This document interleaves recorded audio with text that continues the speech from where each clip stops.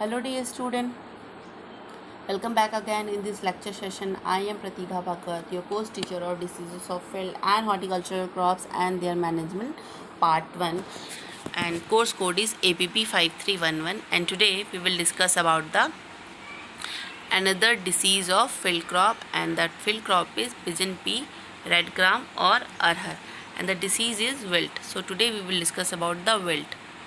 सो जो विल्ट होता है वो बहुत ही कॉमन डिसीज़ होता है पिजन पी में, साथ ही साथ ये कॉमन होने के साथ यह डेंजरस डिसीज़ भी होता है, यानी कि ये बहुत ही डिवास्टेटिंग डिसीज़ है, क्योंकि अगर यह फील्ड में यह डिसीज़ आ जाए तो जो फार्मर को जो लॉस होता है वो एटलीस्ट इकोनॉमिक लॉस 50% तक इल लॉस देखने को अभी तक रिपोर्ट किया गया है। सो इसीलिए यह डिसीज़ को हम डिवास्टेटिंग और डेंजरस डिसीज़ मानते हैं पिजन पी में। इस डिसीज़ को फर्स्ट टाइम बटलर ने रिपोर्ट किया था 1910 में, और अब यह इंडिया में जितने भी अरहर ग्रोइंग स्टेट हैं, जहाँ जहाँ पे भी अरहर की खेती की जाती है, उसका कल्टीवेशन किया जाता है, यह डिसीज़ वहाँ पाया जाता है। वहाँ पे यह बहुत ही कॉमन है। For example Maharashtra, Madhya Pradesh, Uttar Pradesh, Bihar and Tamil Nadu and etcetera. So let's start from symptoms and pathogen. सो जो पैथोजन होता है वह एक फंगस है, और मैंने कई बार आप लोग को बताया है कि विल्ट का जो कॉमन सिम्टम्स है वो क्या होता है, प्लांट क्या होता है अपनी टर्जिडिटी को लॉस कर देता है और धीरे धीरे बस सूखने लगता है, ड्राई होने लगता है और मर जाता है। तो ये मोस्ट कॉमन सिम्टम्स होता है, लेकिन according to their different pathogen उनका सिम्टम्स का जो पैटर्न होता है वो थोड़ा डिफरेंट होता है। जैसे कि यह एक इसका जो पैथोजन है, यानी कि इसका जो कॉजल ऑर्गेनिज्म है वह एक फंगस है जिसका नाम है, जिसे हम इम्परफेक्ट स्टेज में हम उसे इसका जो स्टेज है वह है फ्यूजेरियम उदम, एंड इसका परफेक्ट स्टेज है जिबरेला इंडिका। मीन्स इसका जो इम्परफेक्ट यानी कि एसेक्सुअल स्टेज में हमें फ्यूजेरियम उडम एंड परफेक्ट स्टेज में जिब्रेला इंडिका। बट कभी भी आप एग्ज़ाम में अगर राइट करेंगे, एग्ज़ाम में लिखेंगे, अगर ये डिसीज़ आती है तो इसका कॉजल ऑर्गेनिज्म में आप फ्यूजेरियम उदम में ही लिखेंगे। सो लेट्स स्टार्ट सिम्टम्स। सिम्टम्स में क्या है, जो डिसीज़ होती है वो मोस्टली क्या होती है, हमेशा रेनी सीज़न के बाद में देखने को मिलता है। जैसे कि अभी का जो सीज़न है, अभी का सीज़न क्या है, अभी रेन ऑलमोस्ट रेनी सीज़न है वो जा चुका है और आपका ऑटम का सीज़न लग चुका है। तो इस सीज़न में यह डिसीज़ देखने को मिलता है, जो कि बहुत ही कॉमन होता है। मोस्टली इसमें सीडलिंग्स जो प्लांट होता है, प्लांट में जो सिम्टम्स होता है वह अर्ली स्टेज, प्लांट ग्रोथ के अर्ली स्टेज से लेकर उसके फ्लावरिंग और पॉडिंग तक सिम्टम्स देखने को मिलता है। एंड जो स्टार्टिंग वीक होता है प्लांट में सिम्टम्स का शो होने का, वो mostly 4 to 6 week old plant से स्टार्ट हो जाता है, और जो कि फ्लावरिंग एंड पॉडिंग तक स्टेज तक को आपको इस सिम्टम्स को देखने को मिलेगा, यानी कि वो सिम्टम्स अपीयर हो सकते हैं। ज़रूरी नहीं कि ये सिम्टम्स इसका एक पर्टिकुलर टाइम है, जैसे कि आपका 4 से 6 वीक ओल्ड प्लांट से लेकर या फ्लावरिंग से पॉडिंग तक के स्टेज में यह सिम्टम्स अपने को क्या प्लांट में देखने को मिल सकते हैं। जो कॉमन बहुत ही सिम्टम्स है उसमें विल्टिंग, सीडलिंग में विल्टिंग एंड एडल्ट प्लांट में विल्टिंग देखने को मिलता है, और ये जो विल्टिंग के सिम्टम्स है वो प्लांट में पैचेस के रूप में आते हैं, और डिफरेंट वो पैचेस के रूप में आते हैं। जो सिम्टम्स होता है, हम जो इसका मेन सिम्टम्स होता है वह हमें इसके प्लांट के नीचे की तरफ देखने को मिलता है, यानी कि नीचे रूट से मेन स्टेम में स्टार्ट होता है। मीन्स इसका जो मेन सिम्टम्स है वो आपको मेन स्टेम में ही देखने को मिलता है, जो इसका कैरेक्टरिस्टिक सिम्टम्स है।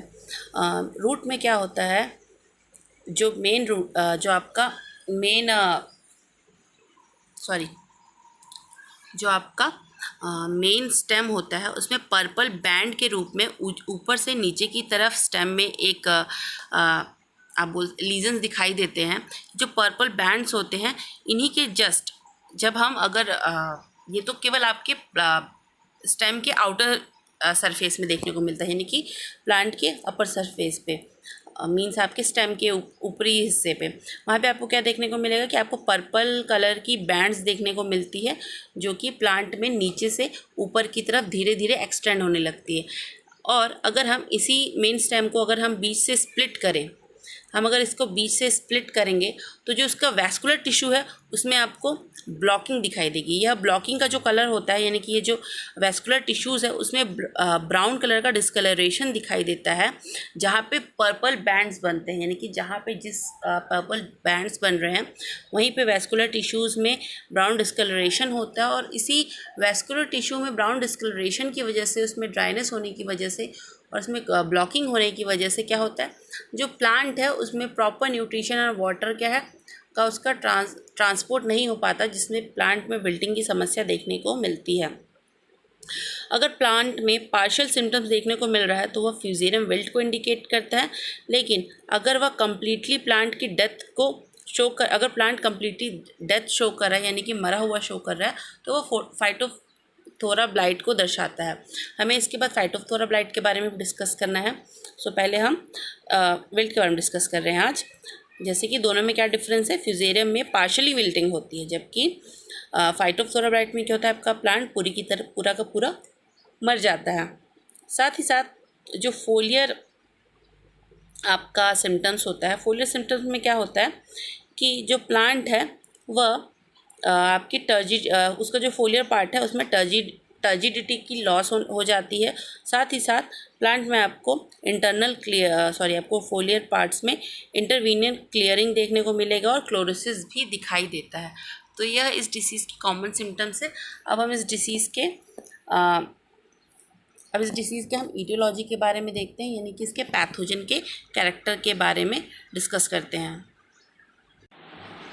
इसके पैथोजन के कैरेक्टर के बारे में डिस्कस करने से पहले मैं आपको सिम्टम्स के इमेजेस दिखाना चाहूँगी। आप देख सकते हैं कि किस तरह देख सकते हैं कि आप ये जो सबसे लास्ट वाली पिक्चर है यहाँ पे भी इवन आप देख सकते हैं, और ऊपर आप देख सकते हैं कि पर्पल बैंड है जो बहुत ही ब्राउनिश पर्पल बैंड है, वो किस तरह से पूरा का पूरा स्टेम में नीचे से ऊपर की तरफ एक्सटेंड हो रहा है, जहाँ पे भी आप देख सकते हैं। ये वाला हिस्सा आप देख सकते हैं जहाँ पे आपको ग्रीन एरो दिख रहा होगा। आप देख सकते हैं कि जो वैस्कुलर टिश्यू है उसमें ब्राउन डिस्कलरेशन देखने को मिल रहा है, जो कि इवन रूट्स में भी आपको देखने को मिल रहा है। और यहाँ पे आप प्लांट में देख सकते हैं किस तरह रैंडमली जो विल्टेड प्लांट्स हैं वो आपको दिखाई दे रहे हैं। तो ये विल्टिंग का सिम्टम्स होता है। अब हम नेक्स्ट देखेंगे पैथोजन के कैरेक्टर्स के बारे में। जो पैथोजन का इसमें हम इस पैथोजन के टैक्सोनॉमिक ट्री के बारे में डिस्कस करते हैं, जिसमें हम systemic position of Gibberella indica के बारे में डिस्कस करेंगे। आपका फ्यूजेरियम मोडम, जैसे कि मैंने बताया, यह एक आपका एसेक्सुअल स्टेज है, या फिर आप इसे इम्परफेक्ट स्टेज भी कर सकते हैं, या इसे एनामॉर्फ स्टेज भी कहते हैं। जबकि आपका जिब्रेला इंडिका आपका क्या है, एक परफेक्ट स्टेज है, या फिर हम इसे सेक्सुअल स्टेज भी कहते हैं, और साथ ही हम इसे टीलोमॉर्फ स्टेज भी कहते हैं। जिसका डोमेन है यूकैरियोटा है, किंगडम है फंजाई, फाइलम है एस्कोमाइकोटा, सब फाइलम है पिजिजोमाइकोटिना, क्लास है सॉर्डेरियोमाइसिटीज, सब क्लास है क्रियोमाइसिटिडी, ऑर्डर है हाइपोक्रियल्स, फैमिली है नेक्ट्रिडिएसी, जीनस है जिब्रेला एंड स्पीसीज है जिब्रेला इंडिका। ये था पैथोजन का टैक्सोनॉमिकल ट्री। अब हम इसके कैरेक्टर के बारे में देखते हैं। जो फंजाई होता है वह मेनली 3 टाइप के स्पोर प्रोड्यूस करता है। माइसीलियम इसका जो होता है वह 3 टाइप के स्पोर प्रोड्यूस करता है, माइक्रोकोनिडिया, मैक्रोकोनिडिया एंड क्लाइमेडोस्पोर। जो फंजाई होता है वो mainly confine to the vascular tissue inter and intracellular, यानी कि जो फंजाई का माइसीलियम होता है वह वैस्कुलर टिश्यू में इंटरसेल्युलर और इंट्रासेल्युलर फॉर्म होता है, और यही माइसीलियम क्या प्रोड्यूस कर रहे हैं, आपके 3 टाइप के स्पोर प्रोड्यूस कर रहे हैं। जैसे कि माइक्रोकोनिडिया स्मॉल होता है, इलिप्टिकल शेप का होता है, और यह यूनिसेल्युलर होता है, जिसका साइज़ होता है आपका 1 to 15 × 2 to 4 माइक्रोमीटर, साथ ही मिलीमीटर। एंड जिसका माइक्रोकोनिडिया होता है वो उसका जो साइज़ होता है वो होता है long, curved, pointed eight tip, यानी कि जो माइक्रोकोनिडिया होता है वो उसका टिप से पॉइंटेड होता है। आप यहाँ पे देख सकते हैं कि किस तरह से ये आपका माइक्रोकोनिडिया का जो टिप है वो पॉइंटेड होता है।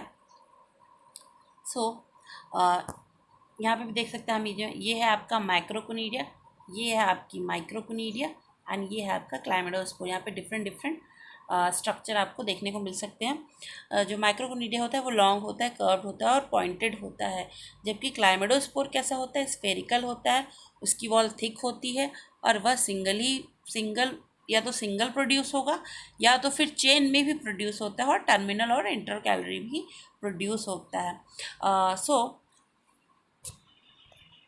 परफेक्ट स्टेज में जो पैथोजन होता है वह पैरीथीशिया प्रोड्यूस करता है और यह पैरीथीशिया एस्कोस्पोर को प्रोड्यूस करते हैं। जो एस्कोस्पोर होते हैं वो ओवेट शेप के होते हैं एंड जो आपका पैरीथीशिया होता है वो ग्लोबस शेप का होता है।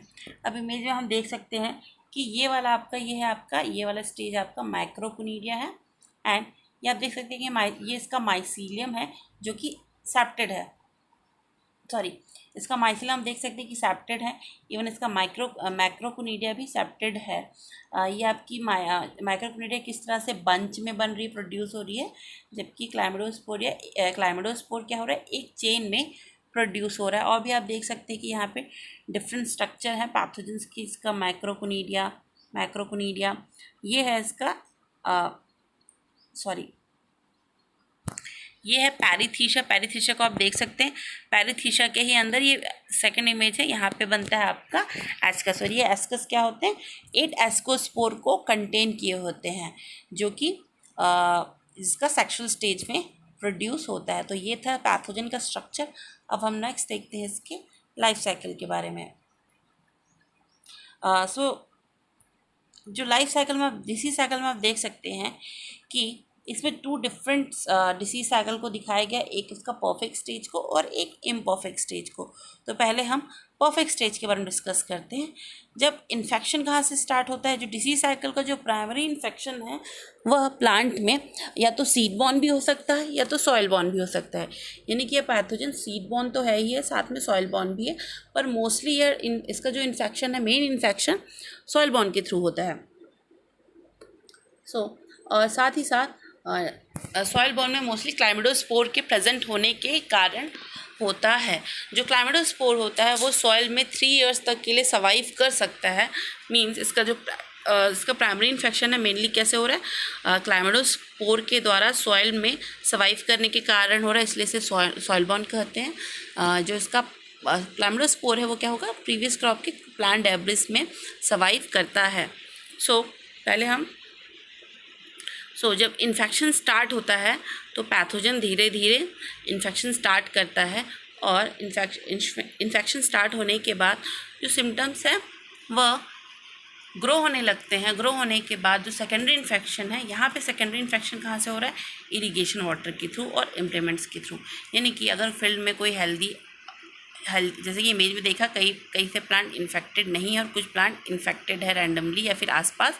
तो ये किस लिए होता है कि अगर कोई एक प्लांट इन्फेक्टेड हो गया है तो अगर उस ऐसे फील्ड में हम इरिगेशन जब देते हैं तो वह एक स्थान से जब इरिगेशन वाटर दूसरे स्थान तक जाती है तो साथ में वह पैथोजन को अपने साथ मूवमेंट करती है और साथ ही साथ वो जितने भी हेल्दी प्लांट के आसपास जाएगी तो जो स्पोर होंगे, जो क्लाइमेडोस्पोर होंगे, उस प्लांट को भी इन्फेक्ट कर देंगे और फिर इन्फेक्शन स्टार्ट कर देंगे। ये आप देख सकते हैं कि imperfect stage and perfect stage दोनों में अलग अलग आपका डिसीज साइकिल दिखा रहा है। तो पहले हम इस डिसीज साइकिल को भी देख लेते हैं। जो इन्फेक्शन है वो मेनली कहाँ हो रहा है, रूट्स में हो रहा है और उसका जो होस्ट प्लांट में क्या हो रहा है, आपका विल्टिंग स्टार्ट हो रहा है। विल्टिंग स्टार्ट होने के बाद हम जो परफेक्ट स्टेज में क्या होगा, आपका सिम्टम स्टार्ट होगा, सिम्टम प्रोड्यूस होना स्टार्ट होता है, जिसमें intracellular and ectotrophic growth of mycelia on roots and collar region. Mean जो माइसीलियम का रूट और कॉलर रीजन में इंट्रासेल्युलर और एक्टोफाइटिक ग्रोथ स्टार्ट हो जाती है और धीरे धीरे यह ग्रोथ बढ़ने लगती है और पैरीथीशिया फॉर्म करती है। पैरीथीशिया के अंदर एस्कोस्पोर का प्रोडक्शन होता है और ये एस्कोस्पोर अगर एयर के कांटेक्ट में आके स्प्रेड हो गए तो यह फिर या तो सॉइल में जर्मिनेट होंगे या तो फिर किसी अन्य हेल्दी प्लांट पे फिर जर्मिनेट हो जाएंगे और प्रोडक्शन ऑफ सोमेटिक हाइफी फिर किसी नए प्लांट में या इन्फेक्शन फैलाने के बाद क्या करेंगे, सोमेटिक हाइफी प्रोड्यूस करेंगे। और ये सोमेटिक हाइफी प्रोड्यूस करेंगे या कोनिडिया यानी कि माइक्रोकोनिडिया, मैक्रोकोनिडिया एंड क्लेमाइडोस्पोर प्रोड्यूस करेगा और कांटेक्ट होस्ट के कांटेक्ट में या फिर से आ जाएगा और ये साइकिल को कंप्लीट करता रहेगा। सो ये इसका परफेक्ट स्टेज था। इम्परफेक्ट स्टेज, पहले तो हम मोस्टली इम्परफेक्ट स्टेज आता है, उसके बाद परफेक्ट स्टेज आता है। इम्परफेक्ट स्टेज में भी सेम क्या हो रहा है, आपको पहले एक इन्फेक्टेड प्लांट है, प्राइमरी इनोकुलम किसी सॉइल बॉर्न क्लैमिडोस्पोर के द्वारा हुआ, वो सिंगल प्लांट में अब कॉलर रीजन और रूट रीजन में माइसीलियम फॉर्म हो रहा है। यह माइसीलियम अब सेकंड सीजन में कैसे पहुंचेंगे, वह सेप्रोफिटिक सर्वाइवल करते हैं, किसमें, डेड होस्ट प्लांट में, यानी कि आपके प्लांट एवरेज में वह सर्वाइव करते हैं। उसके बाद उसमें यह कोनिडिया प्रोड्यूस करेंगे, क्लैमिडोस्पोर प्रोड्यूस करेंगे, फिर यह डॉर्मेंट पीरियड में चले जाएंगे और जर्मिनेशन, जैसे ही फील्ड में अगर आपका क्रॉप का सोइंग होता है तो यह भी अपना जर्मिनेशन स्टार्ट कर देंगे और होस्ट के साथ कांटेक्ट में आके इन्फेक्शन फैला देंगे। एंड यह एक कंडीशन हुआ। दूसरा कंडीशन क्या होगा, यह डायरेक्ट कोनिडिया प्रोड्यूस करेंगे और क्लैमिडोस्पोर प्रोड्यूस ना करते हुए डायरेक्ट जर्मिनेशन स्टेज में पहुंच जाएंगे और होस्ट को अगर फील्ड में आ जाता है तो फील्ड में होस्ट को इन्फेक्ट कर देंगे। यह कंडीशन तब आएगा जब अगर फील्ड में आपको होस्ट प्लांट जो पैथोजन है उसको होस्ट मिल जाता है तो वह कोनिडिया से क्लैमिडोस्पोर कंडीशन के फेज़ में नहीं जाता, वो डायरेक्टली जर्मिनेट करके होस्ट को कांटेक्ट करके उसमें इन्फेक्शन स्टार्ट कर देता है। और जो प्लांट है वह क्या करेगा, या फिर अगर उसे डेड होस्ट में सर्वाइव करते करते वही उसी कंडीशन में ऑर्गेनिक मैटर में और सेप्रोफिटिक सर्वाइवल करता रहेगा ऑर्गेनिक मैटर पे, और जैसे ही होस्ट फील्ड में प्रेजेंट होगा, जैसे ही आपकी पिजन पी की कल्टीवेशन स्टार्ट हो जाएगी तो वो फील्ड में होस्ट के कांटेक्ट में आके उसे इन्फेक्ट कर देगा और इस तरह से फिर से सिम्टम स्टार्ट हो जाएगा। यह सिम्टम स्टार्ट होने के बाद फिर जैसा कि परफेक्ट स्टेज आपका बनना स्टार्ट हो जाएगा जिसमें आपका एस्कोस्पोर भी प्रोड्यूस होता है। सो ये था डिसीज साइकिल। अब हम नेक्स्ट देखते हैं इसका मैनेजमेंट।